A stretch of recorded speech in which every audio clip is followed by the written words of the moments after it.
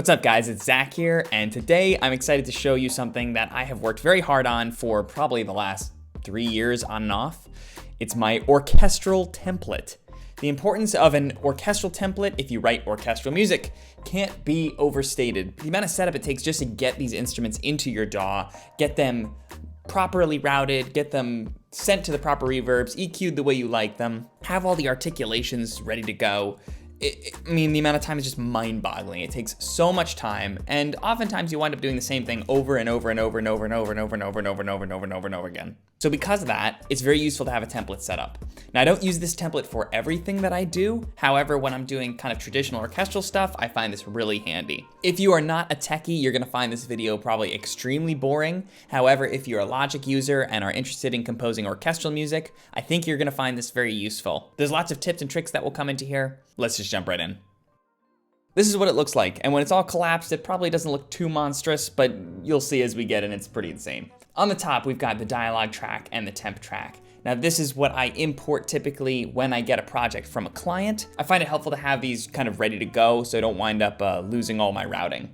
Then we go into the orchestral section. We jump down here, we'll get into these in a second. We've got our prelays, and prelays are basically just anything that's not orchestral. So in most cases, the stuff that's in here would actually stay in the final recording, unless we were overdubbing or re-recording something. Then we've got a piano reduction. This is kind of handy for like sketching. We have for sketching, which has some basically like orchestral sketching tools. So not individual instruments, but sections of instruments. Utilities, that's just kind of the fancy way for showing like room tone, which I lay into my tracks, click track, the buses, and a little pop at the beginning that we use basically to establish the start point of the cue. Then we have reverbs and effects, and I've bussed those out too, so I have access to them quickly. And then lastly, just a stereo out. So not too bad, but you'll notice that it says 304. This is a 304 track template. I know it seems huge, but it's actually pretty small compared to some others. I actually was just on a forum and I saw somebody say they had 4,000 tracks. So to each their own. Now, before we get into the actual tracks themselves, I also have different screen sets here. And I find this extremely useful because with screen sets, you can actually save preloaded settings. So if you wanna have your screen aligned in a certain way, if you wanna have certain things loaded up and ready to go, you've got that. So this is the basic one, that's the movie one. Then we've got tempo mapping for basically when I want to have my routing of the tempo here. You'll see I've got the markers down here and I've got the tempo up here. Then our third one is going to be basically for reductions. So basically if I have anything in the piano reduction section, you'll see it here. I can unlink it so I can keep it viewed, and then I can actually do my orchestrations from here. So it's handy because I can actually see my piano reduction. It can be hard when you're doing orchestration, you have a reduction to kind of just memorize what all the inner lines are doing. And this is a way you can actually view both the piano and whatever you're recording. And then lastly, we have step input. Step input is a really useful feature in Logic where, let's say you're not a great improviser or you have something that's a little too complex to just improvise in front of the keyboard. You can actually input it step by step, kind of like you would in a notation software like Finale or Sibelius. So I find this useful.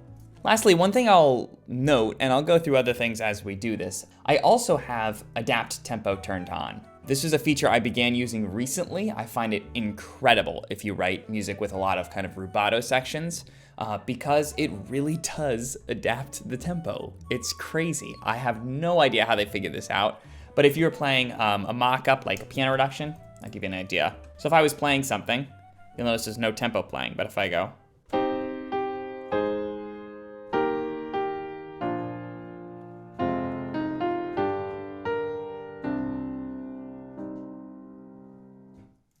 let's see how close it gets.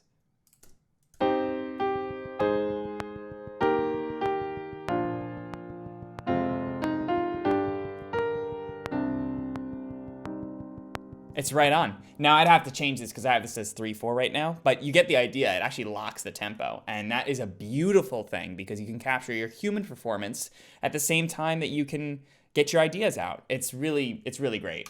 Okay, so let's dig into these bigger sections a little bit.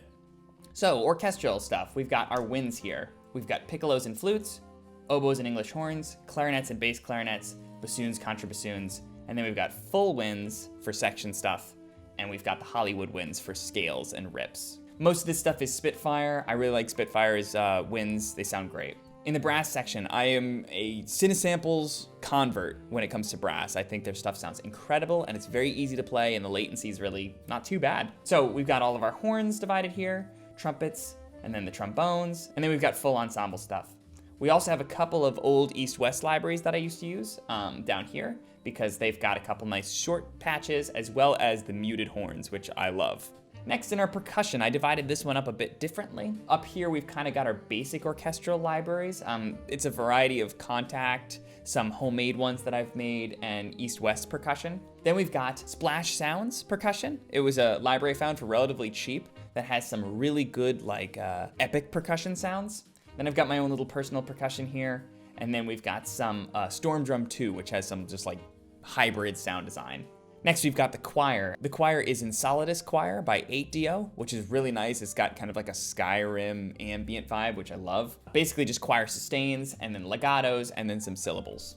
And then lastly, the strings. And the strings are a mix of Cinematic Studio strings, which I just am absolutely obsessed with, and LA scoring strings, which I also find are great, especially if you like low latency performance. Now, the way that I routed the strings was pretty complex, but we'll get into that in 1 second. Then for prelays, it's pretty much just very personal. Drums, I just have one drum kit in here, the Bluebird. Synths are a couple ones that I've made. Most of the prelays are stuff that I've made. Pads are a ton because if you know my music, I love ambient music. Just a bunch of ones I've made over the last few years. Strums, these are like mandolins, guitars, basses. Keys would be like pianos, electric pianos, stuff that's non-orchestral driven. And then effects, I don't use too much. But there's a thing in here like wind sting ambience, just like just that kind of thing. And then the sketching basically just has longs and shorts of the orchestral instruments. And then lastly, we've got the reverbs. So the reverbs, the way I did it was modeled off of a composer that I found on YouTube. I believe his name is Magnus. He uses Todd AO, which is a free impulse response in Space Designer. He pulls that in, has a nice kind of like roomy sound, but not too reverberant. So there's not a lot of tail on it. So I use that for my first one, just to put things in a room. Then I use Valhalla at 2.5 seconds, which is, you know, it's kind of getting a little lengthy, but it's not excessive. And then for my large ambient stuff, I have one that is another Space Designer big concert hall that I put at 3 seconds, which is a little bit longer. So I can kind of have control of the sort of depth and also just how spacey I want the whole thing to sound, which I find useful. Okay, and the last thing I should clarify in here is how I do the articulations. So you'll notice each of these are just instruments in themselves. They don't actually have, most of these don't have like longs, shorts, trills, that sort of thing. I know some composers really like to use key switching as separate tracks. I'm not a huge fan because my template is already 300 tracks. So I find it a little disorganized and cluttered for me personally. So what I've done is I actually use the articulation sets. I've created custom ones, although you can buy them if you're not into this. And basically what it does is it serves like key switching, except for if I record some MIDI, I can actually access these settings right here. So I can actually select for each note what I want the articulation to be. It won't record it as a key switch, so I won't see that note. So if I transpose up or down, you won't actually have that note travel with it, which can ruin all of your articulations. And I can change it on the go. And if you're clever and you route all of these in a way that the key switching is the same, so in other words, all their staccatos are D0 or whatever, then you can actually use articulation sets across these instruments. You know, you could make your articulations for something, copy and paste it down into a totally different instrument of the same section, and you'd be done. It would capture all the same articulations, which is great. Oh, and the last thing I should mention is that everything is unloaded. All this stuff, I have the on-off button, and when I want to load something in, just hold Option click, it'll load in the instrument, and when I'm done, I hit Option click again, which actually unloads. You see everything goes gray there. Really useful for saving RAM and CPU if you have to worry about that sort of thing, which I do. So that's a basic overview. I don't want to go into too much more detail than that because I know that's already pretty intense. But I thought it'd be cool to just show how I have this thing set up. Maybe at some point we can go into actually how I compose in this DAW. But if you enjoyed this video, leave a like, subscribe for more content. And if you have any questions about my setup or other things, just shoot me a message in the comments section. Cheers, I'll see you in the next one.